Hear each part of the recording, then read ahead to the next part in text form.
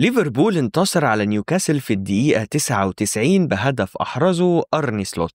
وتعال أقول لك إزاي. زي ما أنت شايف سلوت بيشاور لسوبوسلاي وبيقول له سيب مكانك وادخل جوه جنب كييزا، وسوبوسلاي مش عاجبه تعليمات أرني سلوت زي ما أنت شايف. طيب هو ليه سلوت طلب كده من سوبوسلاي؟